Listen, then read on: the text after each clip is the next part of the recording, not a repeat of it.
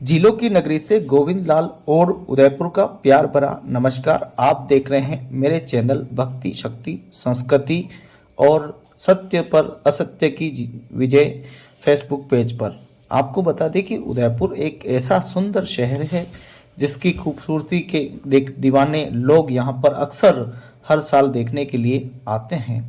उदयपुर अपनी संस्कृति, अपनी परंपराओं, अपनी संस्कृति सभ्यता के नाम से जाना जाता है। यहाँ आप देखेंगे कि पग पग पर आपको संस्कृति के अवशेष यहाँ पर दिख जाएंगे और यहाँ की सुंदर झीलें पर्यटकों को बड़ी ही आकर्षण अपनी ओर करती है। किस प्रकार से मनमोहक दृश्य यहाँ देखने को मिलता है। जो लोग मनाली, कुतुब मीनार कहाँ कहाँ जाते हैं, उन लोगों के लिए कश्मीर जाते हैं, उन लोगों के लिए मिनी कश्मीर हम कहें तो उदयपुर है, शिमला भी यही है।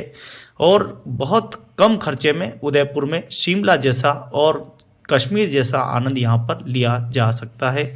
हालांकि कश्मीर और शिमला अपने आप में बहुत ही अच्छे सुंदर शहर है, लेकिन उदयपुर भी किसी से कम नहीं है। ये भी सुंदरता के दृष्टि से विश्व का सबसे अच्छा खूबसूरत शहर है। भारत की भूमि पर सभी शहर अपनी अपनी पहचान रखते हैं। सभी नगर अपनी अपनी सभ्यता और संस्कृति के नाम से जाने जाते हैं। कोई पहाड़ों की क्षेत्र से नाम से जाना जाता है, कोई रमणीक पहाड़ियों से, कोई ऊंचे पहाड़ों के नाम से, कहीं बर्फ़ के नाम से, कई नदियों और नालों के नाम से, कहीं झीलों के नाम से, तो कहीं सरोवरों के नाम से जो है अलग अलग शहर जाने जाते हैं। लेकिन उदयपुर अपनी पहचान वास्तव में बहुत ही अद्भुत और बहुत ही सुंदर पहचान स्थापित की है। इस 21वीं शताब्दी में आप देखिए कि आज से लगभग जब से महाराजाओं ने स्थापना की तब से लगाकर अब तक अतिथि देवो भव का जो नारा है वो यहाँ पर अतिथि देवो भव का साकार होता आज भी दिखाई देता है। पग पग पर यहाँ पर सभी लोग यहाँ के झीलों की नगरी के बड़े ही खुश मिजाज है और जितने भी पर्यटक मेहमान आते हैं उनसे हंस कर बात करते हैं, खुशी से बात करते हैं और इसीलिए पर्यटक यहाँ बार बार आते हैं। और उदयपुर के नगरवासियों का बहुत बड़ा जो योगदान है वो सभी तरह का है, चाहे यहाँ सामाजिक हो, धार्मिक हो, राजनीतिक हो, वैचारिक हो, साहित्यिक हो, सांस्कृतिक हो। कुल मिलाकर यहाँ पर हम देखें तो सभी की अपनी अपनी अलग ही पहचान है और बहुत बड़ी भागीदारी है शहर को सुंदर बनाने में, जहाँ जिला प्रशासन, नगर निकाय और नगर निगम सभी मिलकर बहुत ही सर्वांगीण विकास के लिए समय समय पर बैठ के आयोजित करते हैं। और अभी उदयपुर में कुछ ही दिनों बाद एलिवेट रोड बनने जा रहा है जो कि उदयपुर के लिए बड़ी सौगात होगी। हालांकि उदयपुर के लिए अभी चारों इस मुख्यालय पर देखें तो हम, चाहे वो प्रताप नगर मार्ग हो, चाहे गोवर्धन विलास मार्ग हो, चाहे वो अंबेरी मार्ग हो, चाहे वो मल्ला तलाई रामपुरा मार्ग हो, ये सभी व्यस्तम मार्ग है और कई जगह यहाँ पर जाम की स्थिति लग जाती है। तो समय समय पर प्रशासन इसके लिए भी बहुत बड़ी पहल करता है और अतिक्रमण को हटाने का काम भी, रोड चौड़े करने का काम भी जारी है। कुल मिलाकर हम ये कहें कि नगर प्रशासन, नगर निगम भी उतनी ही भागीदारी है जितना कि क्षेत्रवासियों की और नगरवासियों की भागीदारी है। सबकी मिलीजुली भागीदारी से उदयपुर शहर सुंदर बनता जा रहा है और धीरे धीरे विकासशील। हम देखें कि हमारे राजस्थान के जनक कहे जाते मोहनलाल सुखाड़िया, जिन्होंने इस उदयपुर को जो जनक कहे जाते हैं, उन्होंने उदयपुर का सर्वांगीण विकास उस समय किया था। और उसके बाद लगातार गुलाब चंद कटारिया जी जैसे महान शख्सियत नेता को यहाँ प्रतिनिधित्व का मौका मिला। अभी वर्तमान में ताराचंद जी जैन है और ग्रामीण में हम देखें तो फूल सिंह जी मीणा है। तो विधायक या हमारे रावत साहब है, सांसद है, सभी की, मन्ना लाल जी की, सबकी साझेदारी से धीरे धीरे उदयपुर और अपने ऊंचाइयों को छुएगा और इसको विश्व पटल पे छाने वाला शहर बनाने के लिए कोशिश करेंगे। उदयपुर में वास्तव में एक टूरिज्म के हब भी है। यहाँ पर हम देखें तो बहुत बड़े पैमाने पर टूरिज्म को आकर्षण करने के लिए नए नए उपाय करने होंगे। गुलाबाग का विकास किया, उसके बाद में गुलाबाग में आप देखेंगे कि बहुत ही अच्छा है, लेकिन सुरक्षा की दृष्टि बहुत ही ज़्यादा मजबूत होनी चाहिए। ऐसे नहीं हो कि 2-4 कर्मचारी लगा दिए, कर्मचारी ज़्यादा होने चाहिए, सुरक्षा पक्की होनी चाहिए। टूरिज्म के लिए अच्छा व्यवस्थाएं हो, बैठने के लिए हो, खान पान की सारी व्यवस्थाएं हो, ताकि ज़्यादा से ज़्यादा जो टूरिज्म है, जो अतिथि है, मेहमान है, उदयपुर की ओर बढ़े और उदयपुर की जो स्थिति है वो भी, आर्थिक स्थिति बहुत ही मजबूत हो। पूरे शहर को देखो किस प्रकार से जो है सुंदर बनाने का काम सभी कर रहे हैं। ये मोहनलाल सुखाड़िया द्वारा उनकी स्मृति में ये पूरा सुखाड़िया सर्कल बनाया गया है। तो कुल मिलाकर देखिए पहले के लोग भी कितने जागरूक थे, जिन्होंने कुछ न कुछ तो हमारे उदयपुर को या देश को बड़ी सौगात दी है। भारत की ये भूमि उन वीर महावीरों और उन क्रांतिकारियों नेताओं को सबको याद करते हैं, जिनका कहीं न कहीं प्रत्यक्ष अप्रत्यक्ष रूप में बड़ा योगदान रहता है। ऐसे लोगों को हमेशा याद किया जाता है, उनकी पुष्पांजलि की जाती है, उनकी जन्मदिन मनाए जाते हैं। कितना अद्भुत है हमारा ये देश, जिसमें सभी की साझेदारी, सभी की भागीदारी यहाँ पर होती है। यहाँ जितना गांधी को तवज्जो देते हैं, उतना यहाँ अंबेडकर जी को भी देते हैं, उतना सुभाष चंद्र बोस, जितने भी हमारे क्रांतिकारी, भगत सिंह, सभी को यहाँ, राजगुरु, सभी को यहाँ पर क्रांतिकारी सलाम भी करते हैं और उनकी पुण्यतिथि और उनकी जन्म तिथियाँ भी बड़े सुंदर भाव से मनाते हैं। ऐसा ही है हमारा ये खूबसूरत भारत, और भारत में खूबसूरत खूबसूरत हमारे सभी शहर अपनी पहचान से जाने जाते हैं। जहाँ चित्तौड़गढ़ अपनी वीर भूमि के नाम से जाना जाता है, वहीं उदयपुर झीलों की नगरी के नाम से जाना जाता है। वहीं राजसमंद झीलों की नगरी, वहाँ पे भी बड़ी बड़ी झीलें हैं और कुंभलगढ़ के नाम से वो भी जाना जाता है। डूंगरपुर अपनी खूबसूरती के नाम से जाना जाता है। बांसवाड़ा अपनी पहाड़ी रमणीक पहाड़ियों के नाम से भी जाना जाता है, धूनी के नाम से जाना जाता है।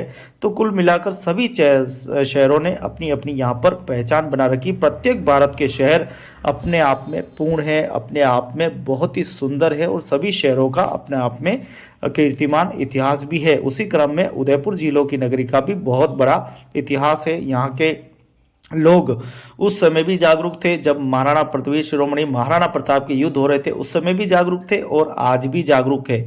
लेकिन आज संकट दूसरी तरह का है। आज लोग अपने कहने का मतलब ये है कि हम अपने व्यक्तिगत जीवन को साझे में रखें, हम अपने जो इतिहास हमारा है उसको लेके चलें। हम अगर झूठे इतिहास की तरफ जाएंगे तो वो हमारे कोई काम का नहीं है, और झूठ की बेबुनियाद नींव हमेशा धराशायी होती है। हम जो हैं, जैसे हैं वैसे रहें, और हम क्या कर सकते हैं हमारी समाज के लिए। हम सर्वश्रेष्ठ थे और हमेशा रहेंगे, लेकिन हम अपने समाज को और अपने देश को कैसे और सर्वश्रेष्ठ बनाएं, उसके बारे में विचार करना चाहिए। सकारात्मक तरीके से व्यक्ति को आगे बढ़ना चाहिए, और आगे बढ़कर कदम पर कदम अपने समाज और गांव को भी साथ में लेके चलना चाहिए, जैसे पूर्व काल से हम चले आ रहे हैं। एक जमाना था जब हमारे पास संसाधन नहीं थे, साइकिलें सीमित थी, बहुत कम हमारे पास संसाधन होते हुए भी हम अच्छा जीवन जीते थे। कच्चे कच्चे घर में रहते थे, पानी हमारे ऊपर गिरता था, लेकिन दिल पक्के थे। लोग एक दूसरे का व्यवहार करते थे, लोग एक दूसरे की दुख सुख में काम आते थे। लेकिन हम पता नहीं लालची स्वार्थी हो गए समय के साथ। आज हम ऐसे हो गए हैं कि अपनी खुदगर्जी के लिए हम किसी दूसरे की बलि चढ़ा देते। ये नहीं होना चाहिए। ये बहुत ही दुर्भाग्यपूर्ण बात है कि कभी भी आप देखेंगे गीता, रामायण, जितने भी ग्रंथ देखेंगे, शिव पुराण, उसमें कहीं भी ईश्वर ने कहीं भी हथियार नहीं उठाए हैं। ईश्वर ने हमेशा समर्पण के भाव दे, चाहे वो शिव हो, चाहे वो कृष्ण हो, चाहे वो राम हो। सभी ने कभी प्रदर्शन नहीं किया कि मैं राम हूं, ये मेरे धनुष देखो, तलवार देखो। कभी शिव ने ये नहीं कहा मेरा त्रिशूल देखो, कभी कृष्ण ने ये नहीं कहा मेरा सुदर्शन देखो। समय आने पर दुष्टों को दंड देने के लिए भगवान ने भी हथियार उठाए, मातेश्वरी ने हथियार उठाए, और विभिन्न विभिन्न देवी देवताओं ने हथियार उठाए। तो आज हम जिस प्रकार से हथियार उठाते जा रहे हैं, लोगों को देखता नहीं है, उनको गोली मार देते हैं, चाकू कुचल देते हैं, कई घटनाएं हम अखबारों में देखते हैं। ये क्या है? ये हमारी संस्कृति का उदाहरण नहीं है, ये दानवों की पद्धति है। इसको छोड़कर हमें मानवता की ओर होना चाहिए। सब इंसानों में ईश्वर विराजमान है, सब एक है। जब भगवान रामचंद्र जी ने हनुमान जी को यहाँ छोड़ा और वो 3 काल तक वो यहाँ पर रहेंगे, तो आज वो हमारे बीच में है, तो फिर हम हिंसक कैसे बन सकते हैं, एक दूसरे का घात कैसे कर सकते हैं, यही समझने की आवश्यकता। और इस भक्ति शक्ति और शौर्य और वीर की नगरी में, जहाँ वीर शिरोमणि महाराणा प्रताप जैसे महान योद्धा यहाँ पर जन्मे हैं, उनके कई वंशज जन्मे हैं जिन्होंने यहाँ कीर्तिमान इतिहास स्थापित किया है, ऐसे नगर में हम जन्मे हैं, तो और भी हमारी बड़ी जिम्मेदारी बन जाती है, नैतिक जिम्मेदारी बन जाती है कि हम अपने समाज को अच्छा मार्ग दिखाएं, अच्छा नेतृत्व करें, अच्छे से अच्छा परिवेश उनको प्रदान करें, अच्छा बोले, अच्छा चले, अच्छी व्यवस्थाएं करें, अच्छे रोड़े बनाएं, अच्छे के अच्छे लोगों के घर बनाए, दुख सुख में काम आए, पशुधन को बढ़ावा देवें, जल का हम अच्छा संग्रहण करें, जल को साफ सुथरा रखें, सफाई की व्यवस्थाएं रखें, मानव होकर मानव की सेवा करें और मानव होते हुए पशु पक्षी जीव जंतु प्रकृति की भी हम सेवा करें। ये हमारा नैतिक कर्तव्य होता है। लेकिन कहीं न कहीं इंसान इससे दूर होता जा रहा है और आज के आधुनिक संसाधनों में हमने जिस औषधियों को हमने जन्म दिया, आज उन औषधियों को हम कहीं ड्रग समझ के पी रहे हैं, कहीं गांजा समझ के पी रहे हैं, कहीं दारू समझ के पी रहे हैं। हम सीधे सीधे शब्दों में ये कहें कि जो हमारी औषधियाँ थी, आज उन औषधियों को हमने एक तरह का व्यापार बना दिया है और इससे हम अपने जीवन को भी खराब कर रहे हैं, हमारी परिवार की आर्थिक स्थिति को हम कमजोर कर रहे हैं। ये दृश्य ही बताते हैं, क्योंकि दृश्यों से ही आप पता चला लगा सकते हैं कि हमारे पहले पूर्वजों की कितनी बड़ी सोच थी, वो अपने मान सम्मान के लिए किस प्रकार से लड़ते थे और विकास के साथ साथ समाज के हित के बारे में भी सोचते थे। लेकिन आज हम भटक रहे हैं। भटकती हुई पीढ़ी को सही रास्ता दिखाने के लिए कहीं न कहीं हमें भी सकारात्मक तरीके से कदम पे कदम बढ़ाने होंगे और इसका पूरा श्रेय जो है मानव जाति को जाता है। हम मानव होकर अगर मानव की चिंता नहीं की तो हमारा ये जन्म कोई काम का नहीं है, निष्फल है, निराकार है, हमारा कोई अस्तित्व नहीं है। जैसे पशु पक्षी जन्म लेते हैं वैसे ही हम मर जाएंगे। एक पशु पक्षी अपने जन्म जरूर लेते हैं लेकिन वो अपनी समाज के लिए कुछ नहीं करते।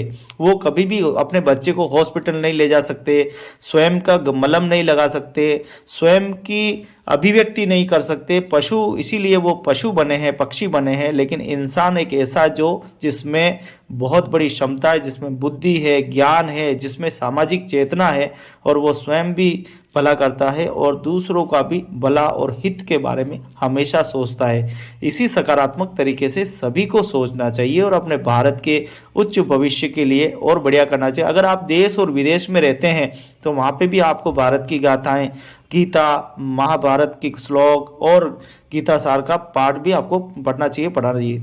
आइए अब हम गर्मा गर्म जलेबी की बात करते हैं, जहां जिलों की नगरी में सुभाष सर्कल से थोड़ा सा आगे सज्जनगढ़ रोड पे भाई साहब जो है गोवर्धन जी पालीवाल साहब की श्री जोधपुर गर्मा गर्म जलेबी, स्वादिष्ट जलेबी, मशहूर जलेबी जिसका आप आनंद भी उठा सकते हैं। तो इनकी जलेबी खाना बिल्कुल ना भूले।